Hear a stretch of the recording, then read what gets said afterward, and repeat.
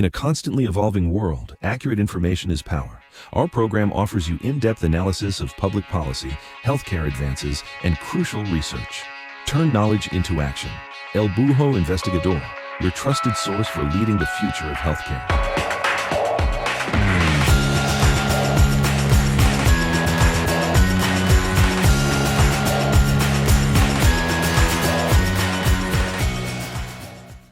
Hey, welcome to The Explainer. Today, we're diving into something that's, well, it's quietly changing one of the most important jobs out there, nursing. We're talking about artificial intelligence and what it really means for the future of care. So, let's just cut to the chase with a big question. It kind of sounds like something out of a movie, right? But you've got to wonder, will a robot be your next nurse? I mean, really? Let's dig into that. Okay, before we go any further, let's get on the same page. What even is AI?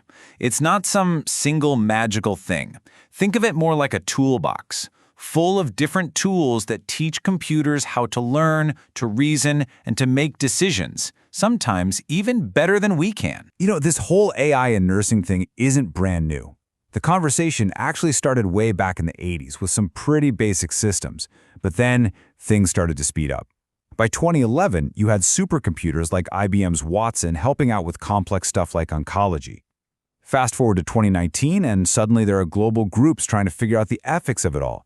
And the pace is just, wow, it's accelerating. We're now looking at projections of $150 billion in healthcare savings by 2025. That's how fast this is moving. So, okay, what's all the buzz about? Let's look at the good stuff first, the promise. The ways AI is already turning into this incredibly powerful partner for nurses. And it's not some far-off future thing. AI is already in hospitals right now.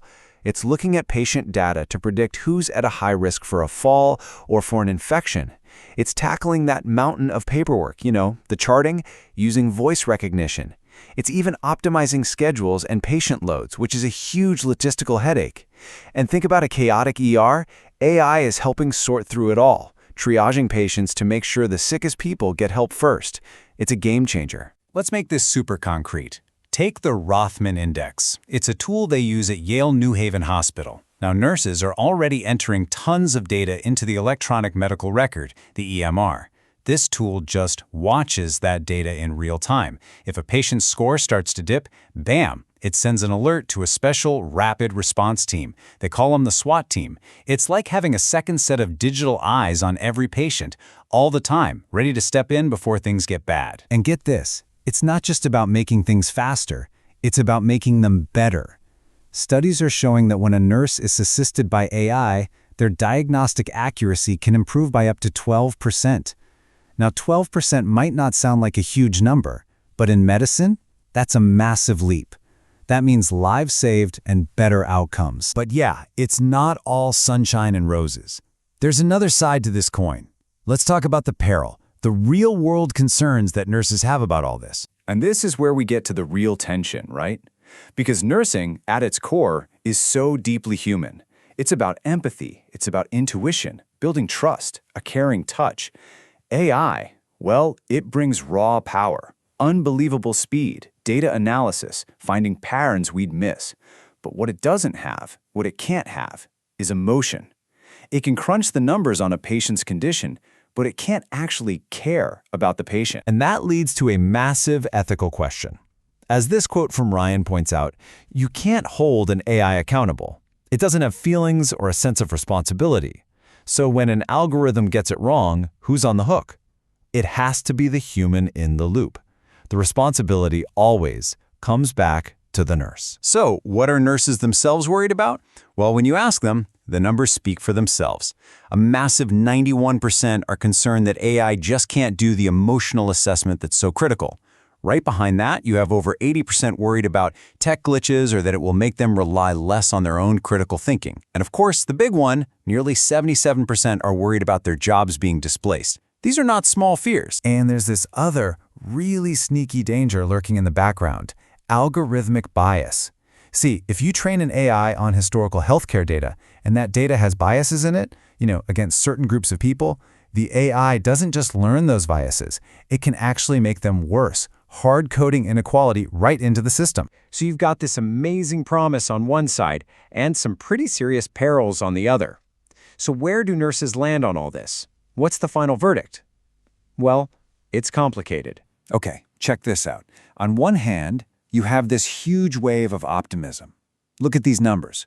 An overwhelming majority, like over 93%, agree that AI could be a fantastic learning tool, something that helps them improve their skills. But then, and this is from the same group of people, you see this: deep skepticism. Over 80% are concerned it'll dull their critical thinking skills, and almost 77% fear it could actually take their jobs. It's just wild, right? They see the incredible potential and the serious threat all at the same time. So, how do we move forward? How do we get the good parts of AI without falling into the traps?